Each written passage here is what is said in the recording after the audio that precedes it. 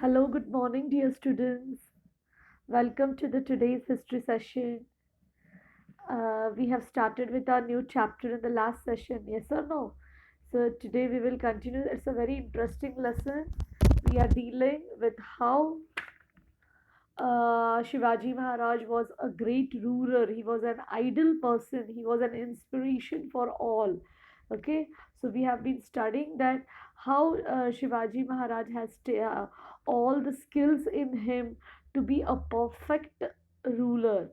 So in the last session, we have stopped up till the topic caring for the Raj, that is for the farmers, on page number 34. So today we have to continue with Do You Know? So be ready with page number 34. If war broke out during the period of sowing, growing, reaping of crops, there would be no limit to the loss of farmers. Now, we have seen that Shivaji Maharaj had already been caring for the farmers, for his soldiers. Yes or no? Even he was caring for the for families of the soldiers if they were dying. Yes, if the soldier used to die in the battle. So now, if suppose there was a emergency that war was breaking out during that period, then the farmers used to suffer a lot because war is happening on the land. Yes or no? So any type of land will be there. So that would affect the agricultural land, and so farmer has to suffer a lot of loss. There was no limit to the loss suffered by the farmers because as a result of the war there could not be sowing. If there is no sowing of seeds, there will be no growing of crops and no reaping of crops. So the farmers used to suffer a great loss. Not only would the movements of army interfere with the work of sowing, but the soldiers would cut off and take away standing crops or would destroy them. If suppose not only that, if suppose there is no war also, but then also these soldiers, they do the army of these movements, okay, the opposite enemy, okay, not our soldiers, the army or the soldiers of the opposite enemy party, they used to interfere with the work of sowing. Whenever the farmers used to do the work of sowing, the main we say now, the main time is there, the farmers have to actually sow the seeds properly so that they can yield good crops. So at that time this army soldiers, this they used to interfere in their work and create distraction from for them. And not only that, but they used to also cut off and take away standing crop. Once the crops were grown, they used to cut these crops and take away the standing crops, and or otherwise they used to destroy the farm. So this way they used to harass the farmers. They would rob the houses of farmers. Sometimes they used to चोरी करते थे उनके घर पे, farmers के घर पे, rob the houses of farmers. Then Shivaji Maharaj, so all this type of harassments were done and farmers used to really suffer a lot. Okay, Shivaji Maharaj had ordered the officers to prohibit his soldiers from such actions.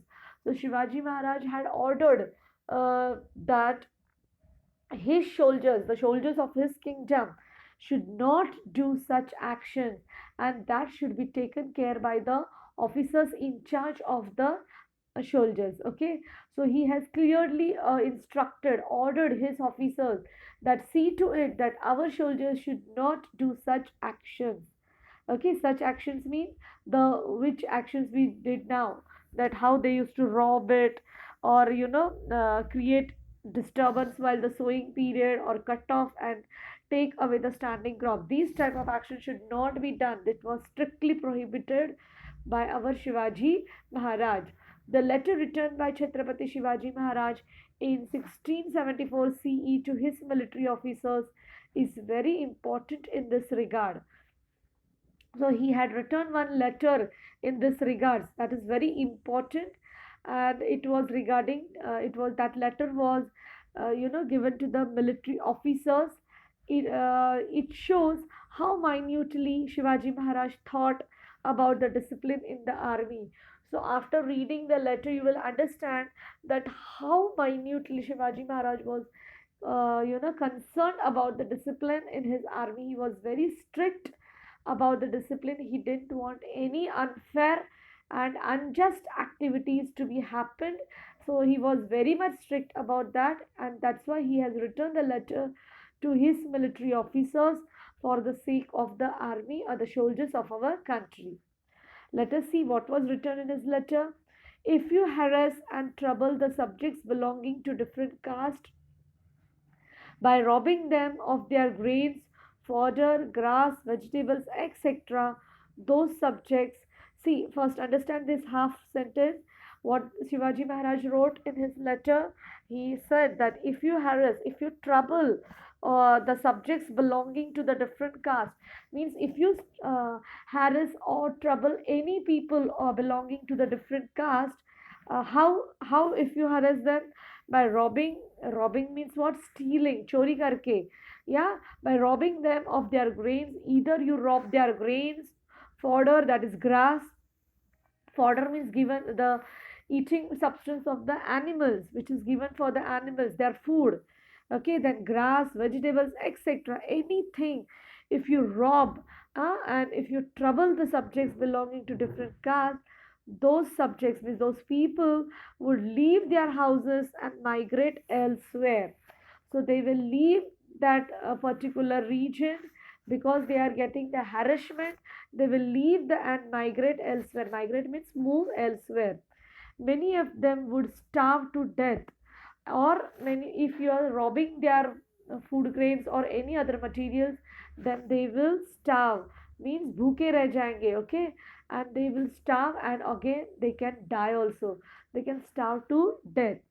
It would be as if you are more atrocious than the Mughals, and the situation will be such that Mughals are our enemies and they are already harassing and troubling our people. But it will be more atrocious if you are doing all these, if you are doing all these actions. Okay, if you are troubling and harassing our people, then it will be more atrocious, it will be more horrifying or terrible than the Mughals. Mughal से भी ज़्यादा अत्याचार होगा हमारी तरफ से, right? So it would be more terrible than the Mughals. There would be great uproar. Uproar means what? Outcry, or a public expression to protest against this. They will become more arrogant, more explosive, means बहुत ज़्यादा गुस्से में हो जाएंगे, right? And they will cry, outcry, bomba boom. So that will be the effect on the people. So that was the warning and the words written in the letter by Shivaji, okay, to his military officers, so that they should take care and they should be strict about the discipline. Next, a policy of tolerance. Maharaj had to struggle against his enemies, the Adil Shah, the Mughals, and the Siddhis. They were Islamic powers. Okay, so now we already know that Maharaj had been with his all courage and bravery fighting with all these powers, and they all were Islamic powers. They were belonging to which community? Islamic community.